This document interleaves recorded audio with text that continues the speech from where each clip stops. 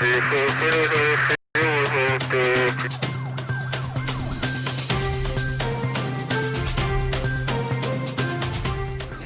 Fourth Estate. Breaking news. Alberta reveals spending plans. Wear your face mask. COVID-19 is airborne. NHL player set dates to resume play.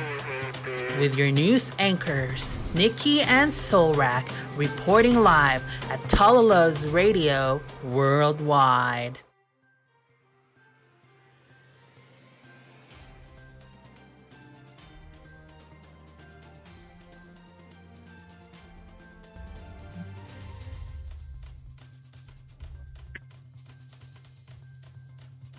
Good evening, everybody. Good morning and good afternoon, wherever you may be.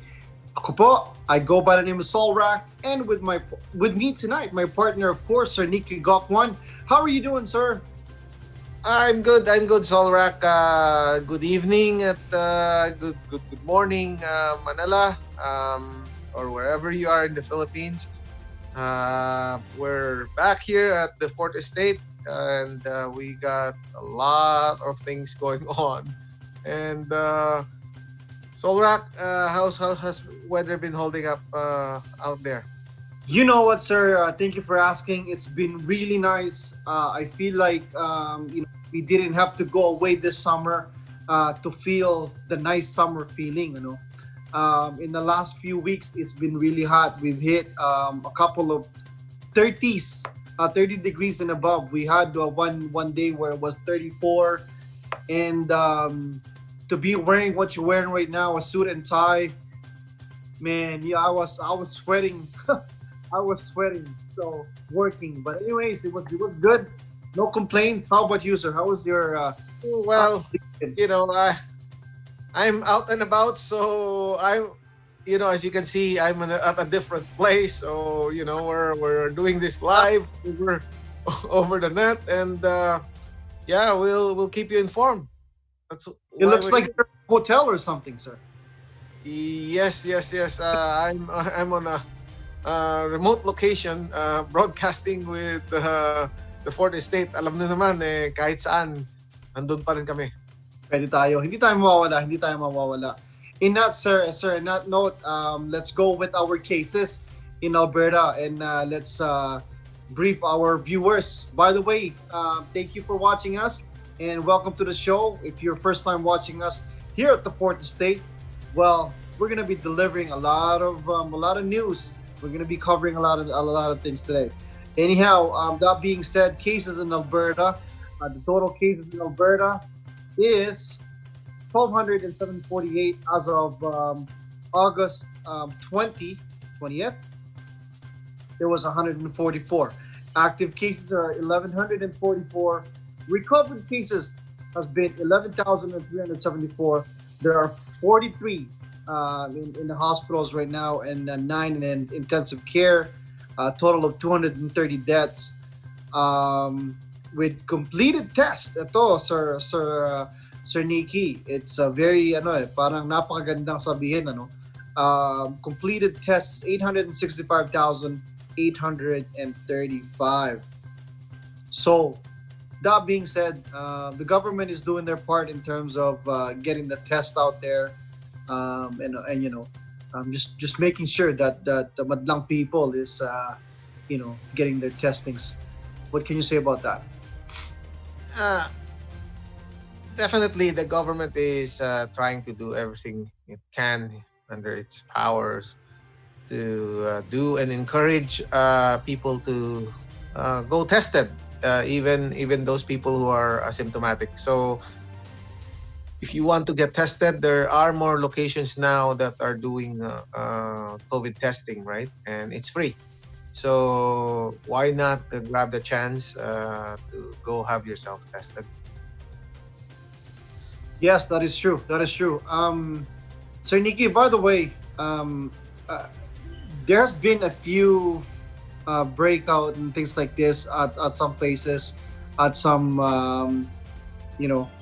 I think there should be some sort of additional measures that needs to be that needs to be put in place to address our local with all of these outbreaks. Um, yeah, what do you think about that? I think we need to do a little bit more of additional measure as opposed to just wearing the mask. Yes, Solrak, the past week we've seen a big jump in numbers, right? The number of cases, and this is due to some outbreaks in the church, right? And also in another big gathering or the church. There was about 150 people who gathered in that church, and apparently there was an asymptomatic person in there. So makes me wonder that talking about this, and also there's another big gathering about 45 people, and again an asymptomatic person has transmitted to the guests in the party. So looking at all these measures that are in place, the mandatory 6 feet distance, but some people think that you have the mask, and if everyone's wearing the mask, it should be enough, right? Let us all not forget. I think people should not forget all these touch points. When we talk about touch points, is the handles, door handles, right? Anything touch point could be utensils, right? And these are important facts that we need to remember. This is how it's being transmitted. Even if you have your mask on, but you're touching someone's, who touched that surface and who is asymptomatic, then you'll definitely get that virus, right? So these are important things to remember. I think people tend to take it lightly as far as the touch point is concerned. We have to make sure that we sanitize all those touch points. And when we say touch points, even drawer handles, right? Doorknobs, right? And anything that is high traffic area should really be sanitized very frequently. 100%. And tama, it's right on the spot. Lahat yan eh. Let's not be forgetful that there's still things that's going on around us. Especially nowadays, sabi mo nga kanina rin, 6 feet apart, diba? Parang ganyan. I don't think it's being practiced as much, to be honest with you. You see a lot of circulating pictures on social media or even what do you call this now on syempre mga nakikita ng mga videos, right? Like there's a lot of gatherings now na you can't even see people wearing masks. Okay, they're taking group pictures, or there's events that's happening not just in Canada, not just in Philippines, but other countries. Like talagang people are parang forgetting na COVID we haven't beaten COVID yet, diba? So the pandemic is still there. Any more to share about the touch points and being careful and all of that, Sir Nicky? Yeah, if they're not wearing masks, Solrak, I don't think it is a huge concern unless someone really sneezes or coughs within that less than 6 feet distance, right? Because you got that aerosol coming into you and infect you. But otherwise, it's okay. But some people still forget that that's the danger, though, right? The reason for the 6 feet is a danger wherein if I accidentally sneeze, right, close to you, and I am asymptomatic, then now you're gonna get it, right? And that's the reason for that distance. I think people don't really get it, and if they get it, they think that the mask is enough to really prevent them from getting the virus, but it's really not, right? As we have seen, as I've told you, It's bothersome to see a big gathering like 150 people and there's an asymptomatic person. And if they're all in mass, how did they get infected anyway, right? So all I could think of, to be honest, Olrak, is the touch point. Sir, now that being said, let's fast forward a little bit. How about the school board? Ooh, that school is coming up. I know there's a lot of protests and rally going to happen because of the opening of school. The United Conservative Party, the Alberta government led by Premier Jason Kenney wants to bring back the kids to school. But the biggest issue we have here, Solrak, not only in Edmonton but in Calgary as well, is that people don't like to be in one room, okay, close quarters, right? And that's very bothersome, right? Because here we are. We're talking about social distancing. We're talking about wearing masks. We're talking about touch points. Sir, tatlo pa lang iyon. There's a lot more yung pagiging crowded nila sa school. 'Di ba? The overcrowding ika nga eh. And to begin with, they don't have enough. Because remember, before when COVID happened sa atin dito sa Alberta, they started laying off teachers. Okay? Now they want to put them back, but then they're going to be undermanned. Paano mangyayari? Right? Paano mangyayari? There's a lot of things to be covered, and they think they can push this by September. Alam mo, mabilis sabihin, no? It's so easy to say, okay, they can sanitize, they can clean. If you're undermanned, I call it, right? It's like a basketball team. You don't have enough players on the team. So how are you going to be able to complete the task? That's the question. And with so many kids in one class, if you have lesser teachers, then obviously we have a problem at hand. Yeah. Kasi syempre sabi pa nila I think one of the teachers that I was able to actually talk to, part of their meeting was yun nga, they're gonna have at least, I think the most is 15 kids in one class. Okay, that's almost cutting it in half, because I know some classes can go up to 32 or 34. So yes, they're cutting it almost in half. Okay. Let's we understand that. Now it's in half. Pero that still doesn't to me, that still doesn't add up. Ang dami pa ring touch points. And ito, one thing na nga lang, sir, I don't know if you've been to their schools lately, washroom, for example. Ito, sir, tatandaan ko last time na I was in my daughter's school, they had hand soap. Diba? Meron naman mga soap dispenser. I know that can be replaced. But things like that. Wala pa rin silang mga automated na mga tawag dito, sink and all of that stuff. So again, we're just I know we're just pinpointing little things, pero those little things add up.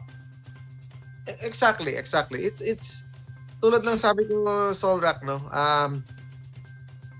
We always talk about masks. We always talk about social distancing. At the end of the day, what matters most is the touch points, right? And this is the biggest danger is the touch points, because there's too many things can go wrong with touch points, right? And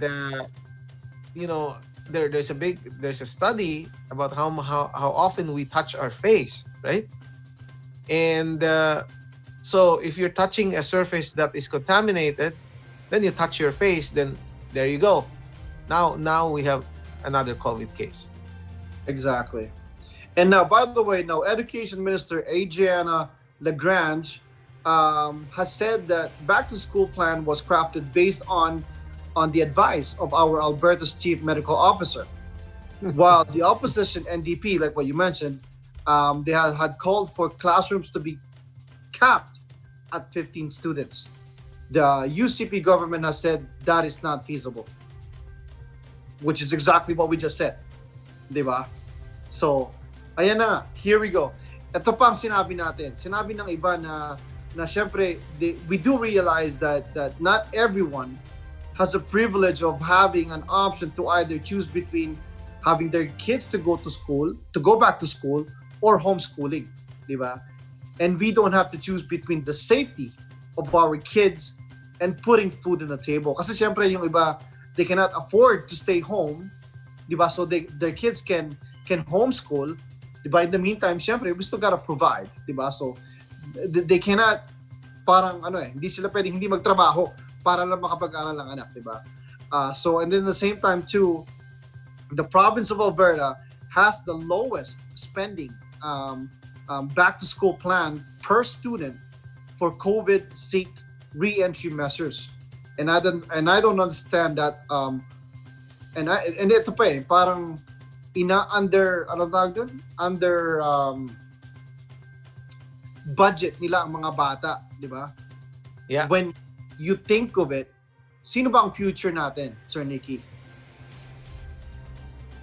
Yung mga bata, yun ang problema, di ba? So we have to protect the kids. This is the future, right? So Ayun lang, di ba? Kasi syempre, ang hirap nating isipin na pababalikin natin ng mga bata sa school. We're putting their lives in danger, di ba? So yun lang. Alam nyo, Solrak, talking about this, what concerns me most is that when you do a legislation, or when you do something with regards to schools, with regards to health, you have to have a very careful consultation with the people involved, the teachers, the principals, right? And all the other people, and even the opposition should be involved. This way, we balance off everything. Yeah, it's easier said than done. That's true, and there's always gonna be an opposition, and it's never gonna be perfect. We know that, but forcing it down to people, say, okay, this is okay now, kids can go back to school. I don't believe is a good thing. And there's a choice to choose between homeschool and going back to school, and that's good.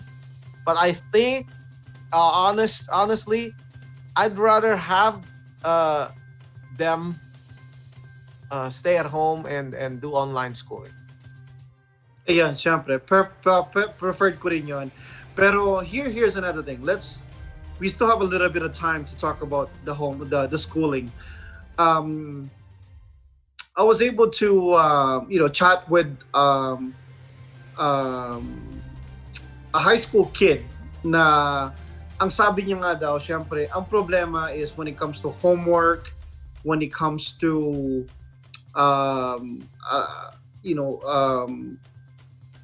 parang motivation of learning, di ba, when you're homeschooling, di ba?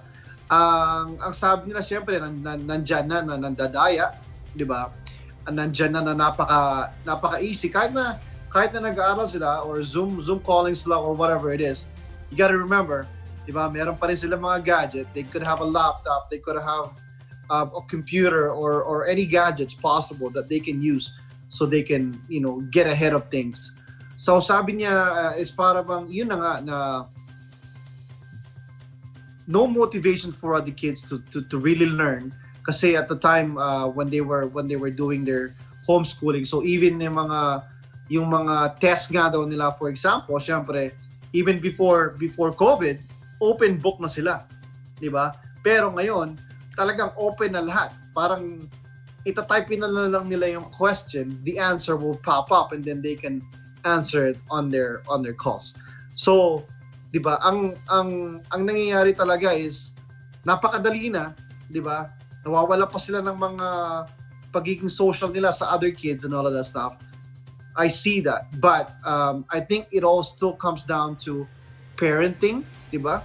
Nandiyan tayo na syempre kailangan pa rin nating nandiyan at subaybayan or follow and to make sure that they're in the right path, 'di ba? So we can't let that slip out of our hands. Parang we still want them to learn, we still want them to succeed in life, 'di ba? So I think even though let's say this is only a year na mag-homeschooling sila, but they still have to focus. I agree with that, Solrak. I think good parenting is very important to guide them through. Obviously, it's a matter of choice with the kids, right? As to what preference they want, they can self-learn, and if they don't have that motivation, then really, the parents should step in and emphasize the importance of education. As you see, times have changed, Solrak, right? During our time, we don't have Google in front of us, right? We can't even Google anything because we have to go to the library and do our research, and some of us even need to invest in the encyclopedia, which costs so much money, and they're heavy, and they're really hard to look for things, right? So it's not that easy. Now everything is in front of them and at their fingertips. So if they really want to learn, they can learn. The motivation, I would say yes to some degree. I would agree that some of them will have lesser motivation, but I think you're very right there when you say it's good parenting that is important. You need to really emphasize the importance of education. Now, having said that, well, times have changed, and I'm not saying education is not important, but do what you like to do, right? And pick your path, right? Whichever career path we want to do. Plan ahead, and work towards it. 100%. Naku, napakagandang yan, no? Napakagandang, kita mo, hindi lang tayo nagiging parent at the same time, but we're also parang nagre-recommend tayo ng anong kailangan gawin or sabihin, di ba? So, maraming salamat dyan, Sir Nicky. And I'm sure ma-appreciate din ng mga nanonood sa atin yan at sa mga nakikinig sa atin ngayon. Dahil, syempre, kailangan natin ng konting tulong ang mga bata. Kasi, hindi naman natin dinedate yung sarili natin, di ba? Nung araw, natatandaan ko, you cannot use a calculator. Hindi. It's all in here. It's all up here. Yes, panahon natin, Solrak, and panahon natin, kailangan tumayo tayo at memorize the multiplication table. Exactly. Yun na nga sabi mo nga kanina, ngayon nasa fingertips na nila, di ba? I-google na lang nila. Tayo talaga noon, tatayo pa at para kunin lang yung libro ng encyclopedia. Ganun kahirap araw, sir. And para sa mga kabataan, alalahanin niyo po yung hirap ng mga magulang ninyo. Ayun. Okay, tandaan niyo yan. Kami po ay nagtatrabaho, naghahanap buhay. Kami ni Solrak, bilang mga magulang, kami naghahanap buhay. At ganun din ang mga magulang ninyo, naghahanap buhay para may makain kayo, may matirahan kayo, at makapag-aral kayo. So, yun ang pinakamagandang regalo sa inyo ng magulang niyo, yung pag-aaral na yan. So, huwag niyo naman sayangin yung oportunidad na yan. Marami po sa ating mga kababayan, Solrak. There's a lot of parents there that can't send their kids to school. They want to send them to school, but they don't have the money. And there's a lot of kids that, the parents are wealthy, but they're not taking their education seriously. So, I hope they look at that and value what their parents are doing for them. That is correct. Nako, sana nga sa mga dapat merong makinig sa atin or sa dapat na matuto sa mga aming nasasabi or things that we're mentioning today, just a little up for you guys, di ba? Kasi syempre, dinaanan na namin yan at it's you guys' turn. And this is why we're not gonna stop to preach and to teach. Kasi nga, kayo, hindi lang sa mga bagets na nanonood sa amin tonight, syempre meron tayong may mga bata-bata tayo dyan nanonood sa atin na syempre kailangan yung pagbuti ang yung mga sarili dahil sabi nga namin, kayo ang future natin. Exactly. Ayun. You know what? In that note, Sir Nicky, we have a lot of topics. We're gonna be going and talking about World Health Organization later on. We're gonna be talking about the man that's facing a big hefty fine for not quarantining. We're gonna be talking about Russia's vaccine and a few more things. So with that note, I think we're gonna go for a short break, Sir Nicky, and then guys, we will be right back. Okay? Diyan lang po kayo.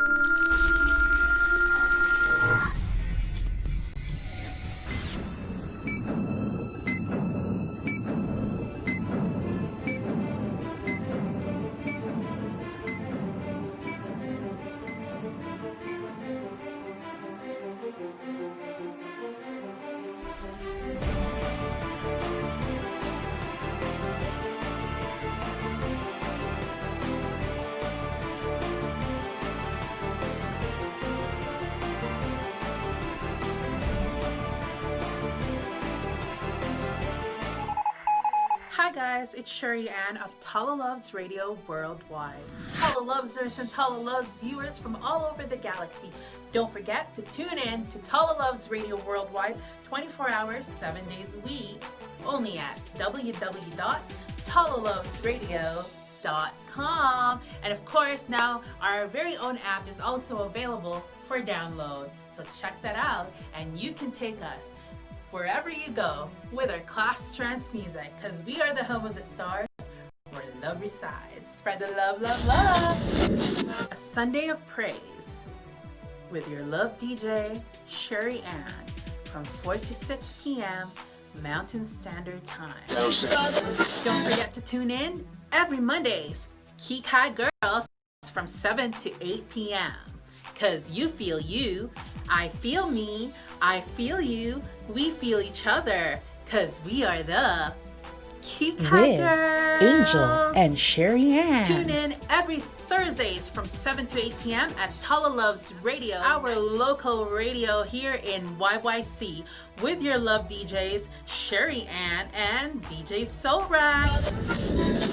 Every Fridays, Sayi Carice TV from 7:30 to 8 p.m. Mountain Standard Time with our DJ, VJ, Sayi Carice, aka DJ Love. Tune in every Fridays from 8:30 to 9:30 p.m. for our breaking news live with Carlos and Tita Nikki. The Fourth Estate. Check out every Saturday from all day, only at TalaLuvzRadio Worldwide at www.TalaLuvzRadio.com and our very own app at TalaLuvzRadio. Download it now for a top 40 Billboard charts all day long on Saturdays. Please don't forget to check us out also at our very own hub, our very own network at www.TalaLuvzRadio.com. That's www.TalaLuvzRadio.com. And for the comfort of being able to bring us wherever you go with our 24 hours, 7 days a week class trance music. Because here at TalaLuvzRadio, we are the home of the stars where love resides. TalaLuvzRadio Worldwide.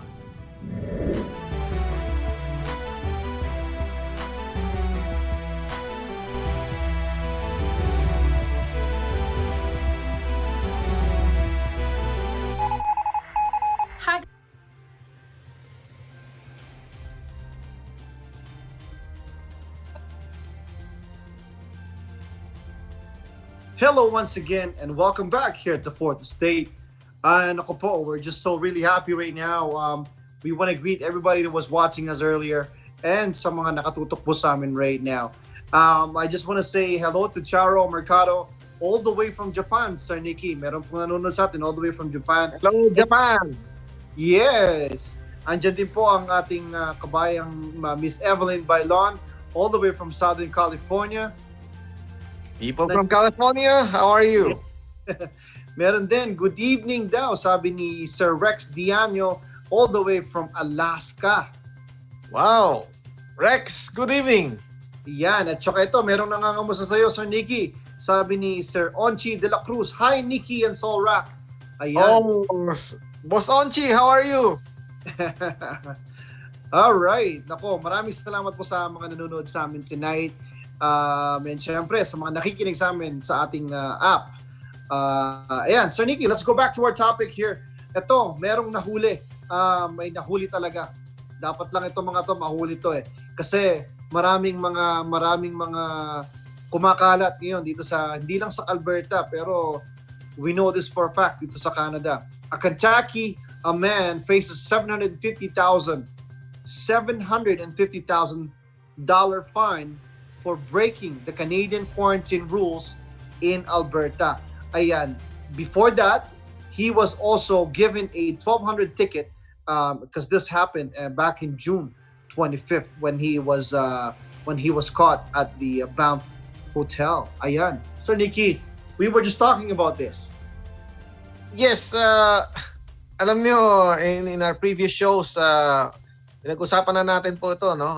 We were talking about people coming through the borders with the American license plate. And we were wondering, paano nakakapasok ito sa CBSA, di ba? Because napakahigpit. The borders in Canada are still closed, right? In between the United States and Canada.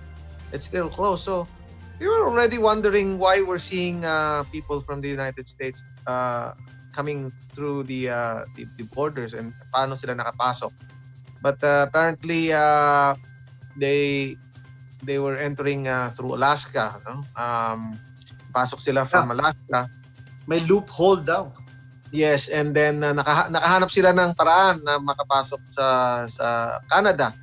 And this is a big concern to the Canadian community actually, because there's a pandemic going on. So may nagsumbong, nag-report na hindi nag-quarantine itong US citizen na ito.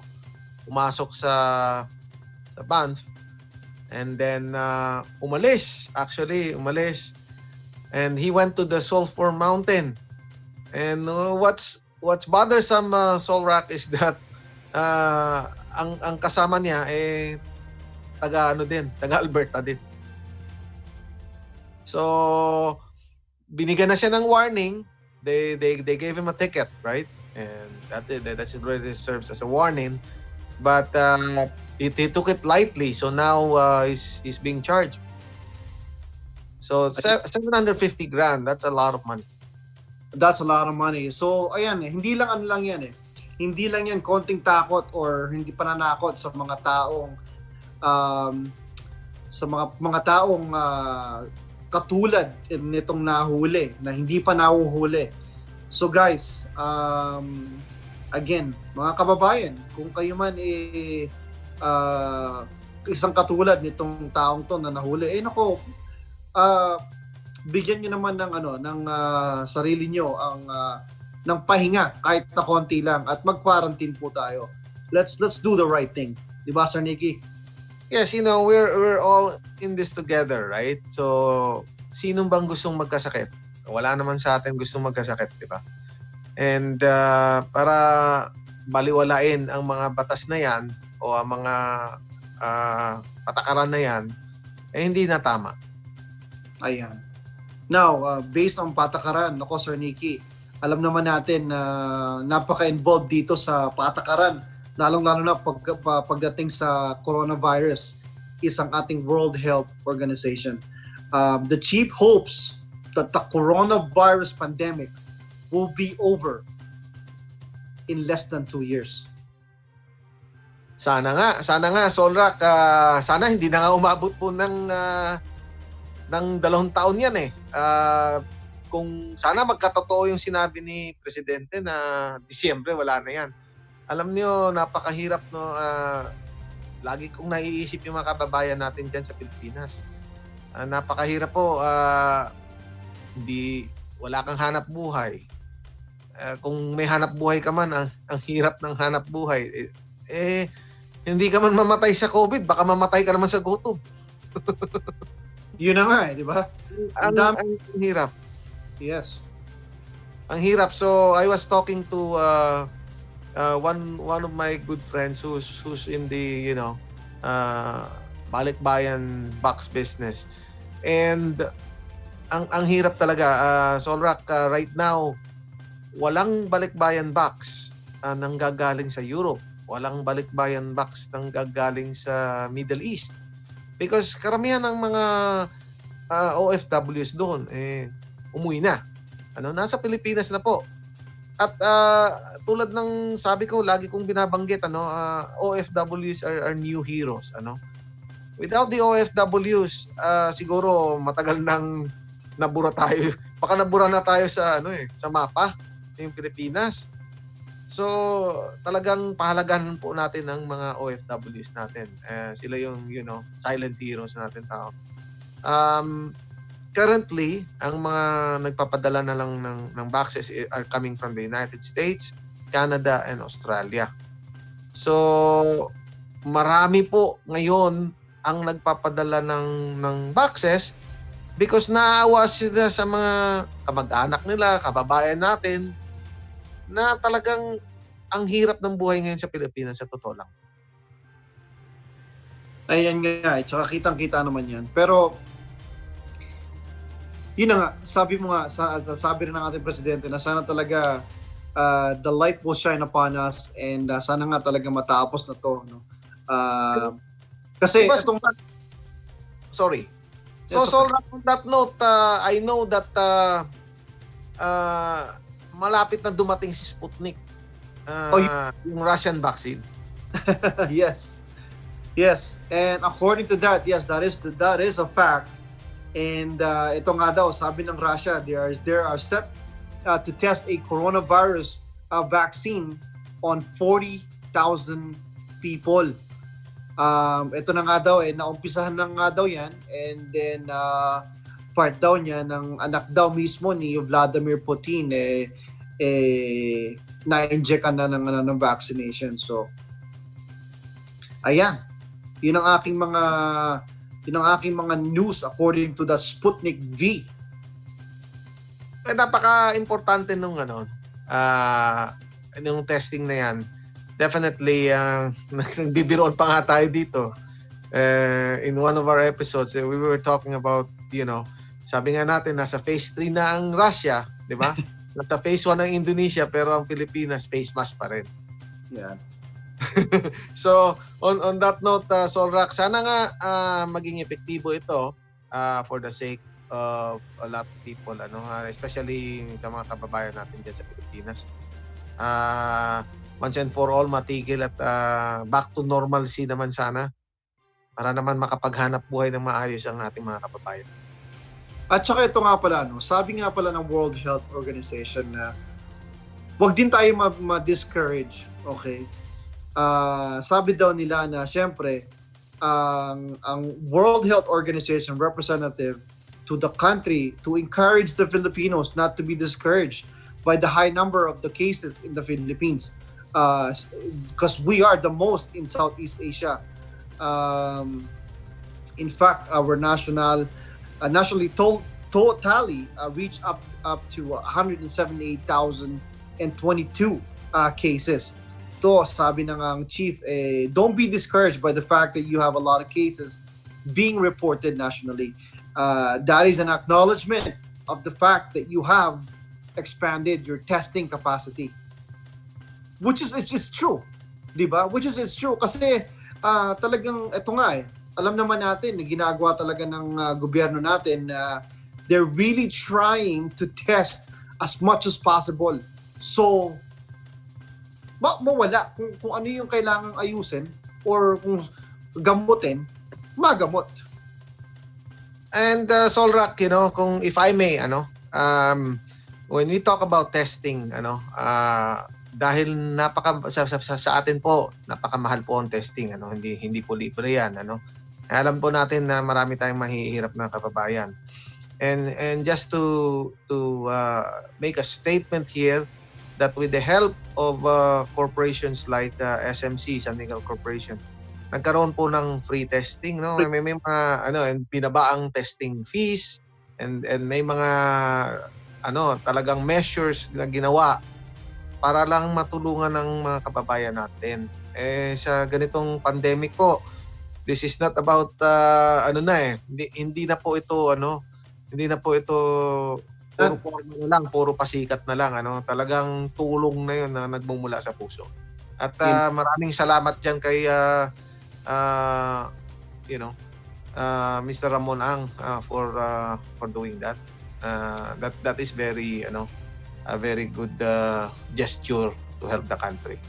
Yes, I think again we had that in one of our episodes, and we actually talked about him for him to stop the production of his own brand, but in the meantime to actually serve our country and help with regards to sanitize, diba? Totoo yun. Napaka-laking tulong nun. And Solrak, yung we're gonna jump into what's happening in the sporting industry. So how are things now that most of the sports teams are back in action? Yes. Okay. So can we talk about NHL for the time being? Yes, exactly. Yeah. So NHL, they're up and running, and actually almost first round is almost done. Unfortunately, most of our Canadian teams has already lost their first round. Ito nga, Vancouver na lang ang natitira. Vancouver Canucks.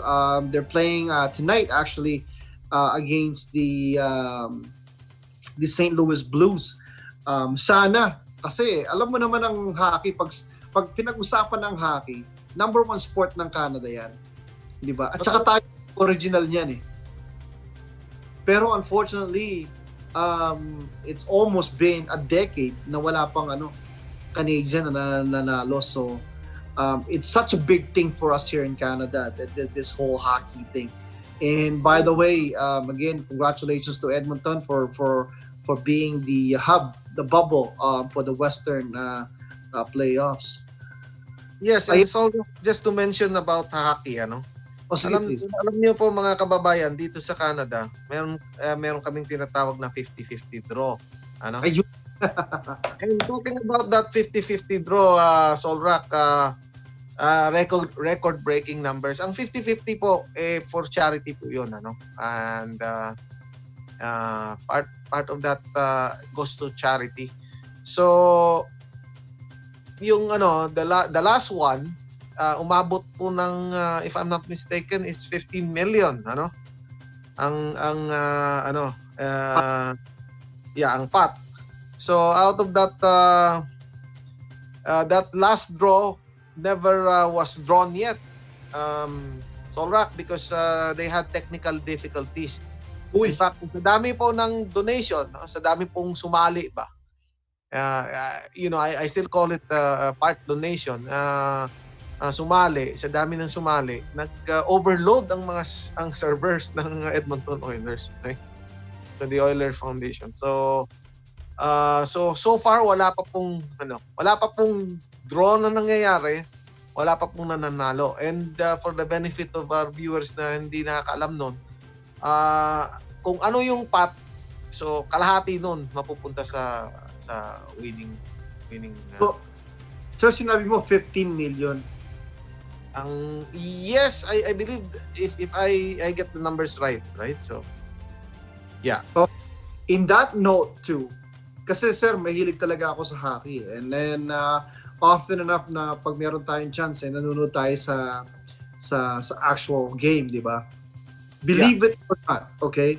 The most that I've seen in one game was about $175,000. Yun na yun. 175,000 in a game. So, kakalahatiin nga yun.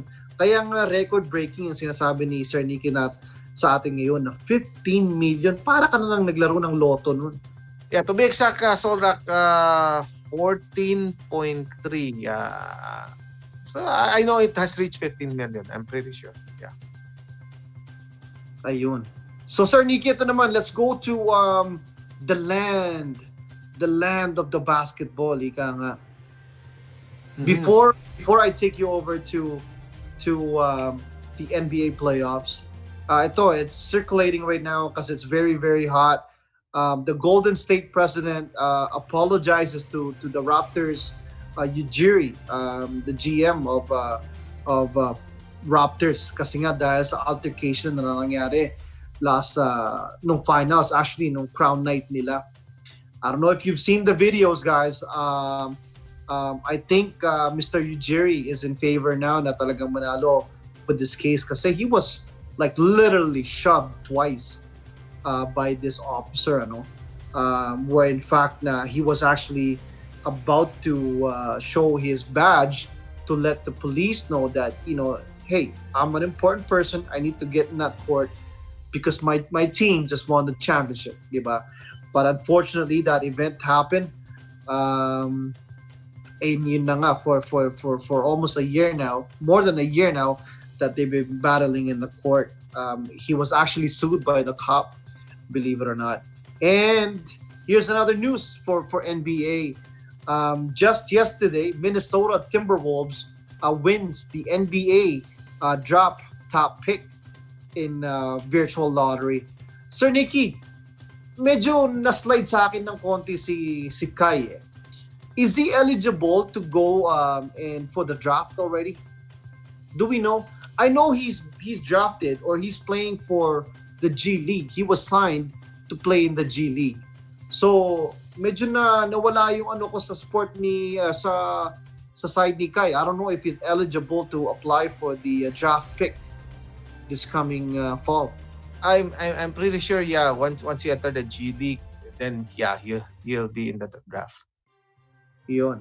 That's my understanding. Yeah. So anyways, to ko yan nga, congratulations to the Timberwolves. They've been in the bottom of the league. So they're really in need for this. But actually, New York Knicks was the favored team to actually receive the number one draft pick. But unfortunately, they've been in such a bad luck in the draft picks, so I think they slide into the fourth. In the meantime, Raptors is, I think they're picking 20 early 20s. There's a lot of good prospect coming up from the college and also overseas. So para sa mga bottom teams, syempre exciting to para sa mga bottom teams, Now, in NBA playoffs, Sir Nicky, have you been watching the NBA playoffs? Yeah. Nako, kala ko masasweep yung Los Angeles Lakers natin. Akala mo ba? The way they played in that game 1 when Damian Lillard literally talagang put them in a space where Lakers was, parang hindi nila inaasahan na talagang matatalo sila nung game na yun. Yeah. So, alam niyo, again, right? Si Sir Onchi can attest to that. Bilog ang bola eh. Bilog ang bola talaga. Yeah. Right? Baka gusto mong kamustahin, Sir Nicky, ang ating triggerman na nanonood din. At syempre, ayan matagal ko nang kinakantahan to at para medyo makakuha tayo ng 3 points dito sa the fourth estate. Yes, so happy watching. Trigger man yan. Yeah, again, yeah, Solrak, bilog ang bola, right? So, No matter what, there are days really that no matter how good your team is, right? Kompletos recados kayo pero hindi pa rin kayo panalo. Meron talagang mga araw na ganun. Tama. Tsaka, syempre, congratulations again to, I think, Raptors won again the other night. So they're 3-0 now. Magandang pinapakita ng Toronto Raptors. Definitely, nawalan man sila ng tinatawag natin na superstar. Medyo gumanda yung chemistry nila as a team, Sometimes kasi depende kasi sa chemistry ng team yan, no? May mga teams na puno ng superstar, nahihirapan sila mag-gel, But etong Raptors, kahit na marami silang role players, and when they really pick up the roles properly and contribute to the game, malaking ang outcome most likely is very favorable to them. Ito sir, most ang term na ginagamit nila ngayon is everybody has to eat. So meaning talagang kailangan lahat napapasahan ng bola. You gotta add to the tally. So kung hindi man scoring, you gotta put some numbers in your rebounding, your steals, or any hustle plays, di ba? Everybody has to eat. So pero makikita mo nga, sabi mo sa Raptors, talagang sila, ang iba talaga yung game plays nila ngayon. Lahat almost all their stars are doing double digit scores. So it's really good to see. And then in the meantime, there's a lot of surprise teams that are actually leading the series, lalo na yung Utah Jazz. Utah Jazz actually just won again tonight. And I think actually masusurprise ang liga with Utah Jazz kasi they're also almost like tawag dito, Toronto Raptors na wala talagang superstar pero lahat is contributing, so which is really good, di ba? Tama. Especially right now, ang basketball very competitive. NBA is very competitive. Even in the PBA, it has already changed. Very competitive na ang mga teams ngayon. Hindi na tulad noon na aasa ka lang na sa isang superstar player. And then most likely that can carry the team, but right now it's been different, right? Everyone has to really do their share to contribute. Tulad ng sabi mo, you have to do your rebounds or mag-assist ka, play your defense, right? So everyone plays a role, right? And mahirap makahanap ng katulad ni Triggerman na kayang pumuntos ng 40-50 points a game. Nang kakagising lang. Mahirap. Nikki, I like syempre alam mo naman ako na sports is very close to me. I like na pwede natin mapag-usapan to dito sa the fourth estate. Kasi katulad na sabi mo, lalo na ang PBA ngayon, it's a different league now too compared to what we accustomed to late 80s, early 90s, up to leading to mid 90s, diba? Iba yung league noon kumpara mo sa league ngayon And I think the reason behind that is parang nangyari is basketball beyond borders na nagkaroon na tayo ng maraming mga Phil-Am players, di ba? Marami ng mga Phil-American na players ngayon na nare-recruit or in a way na talagang nagpakahasa, they really practiced in the States or whatever, and then they brought their talents back home. Not just in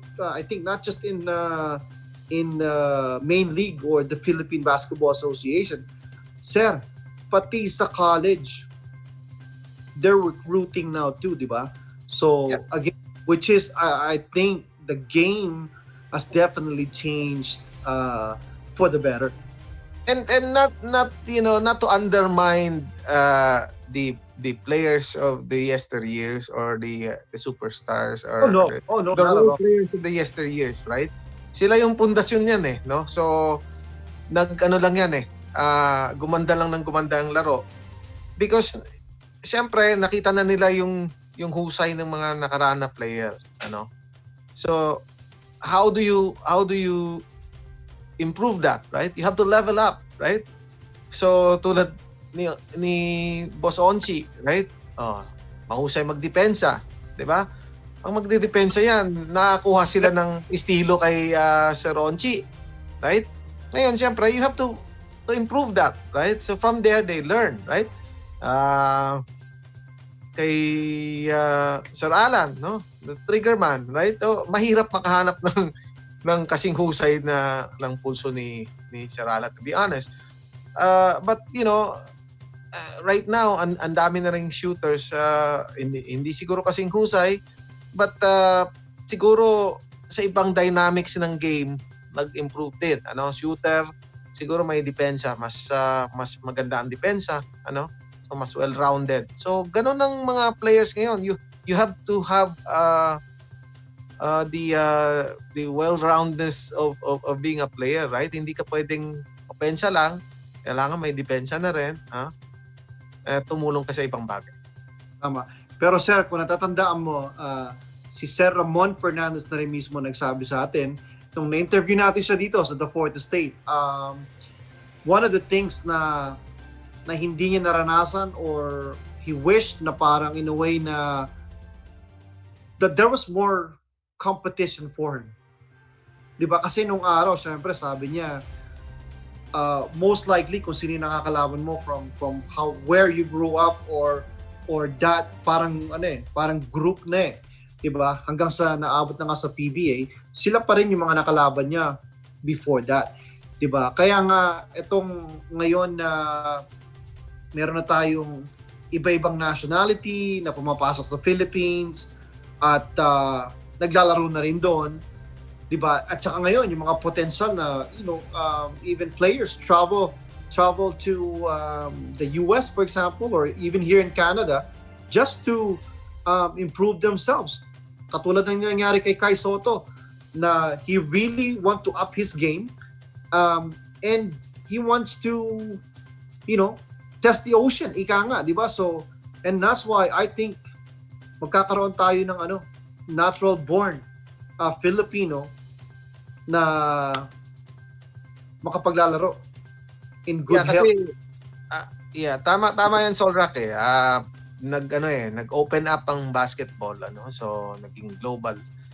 Meaning, we've been getting coaches to come in and do seminars in the Philippines, right? So nag-improve din yung coaches. Not only that, the players have been traveling, so every opportunity that they get to travel and to go out there and learn some stuff, then syempre nag-iiba yung dynamics ng game, right?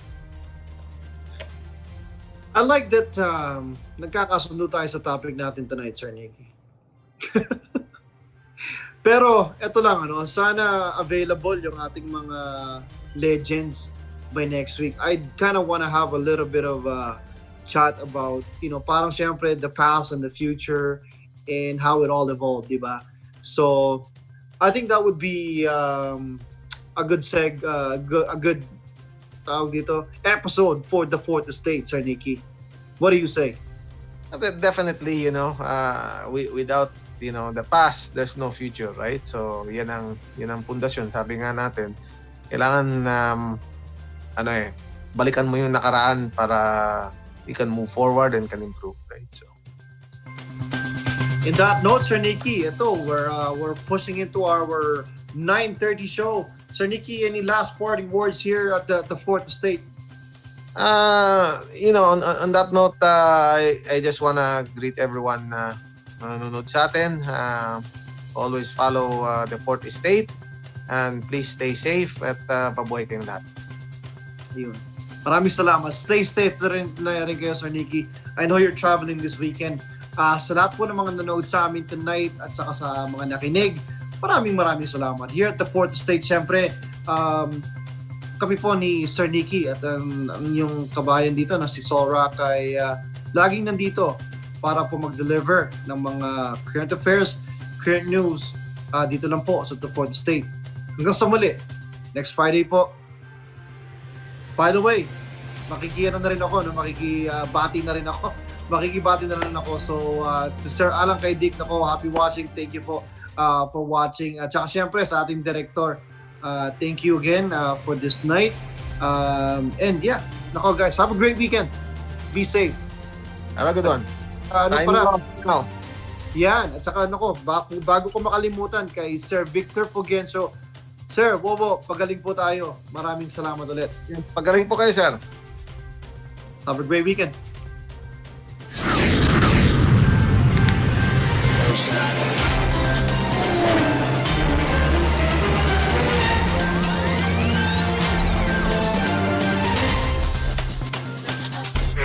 Thank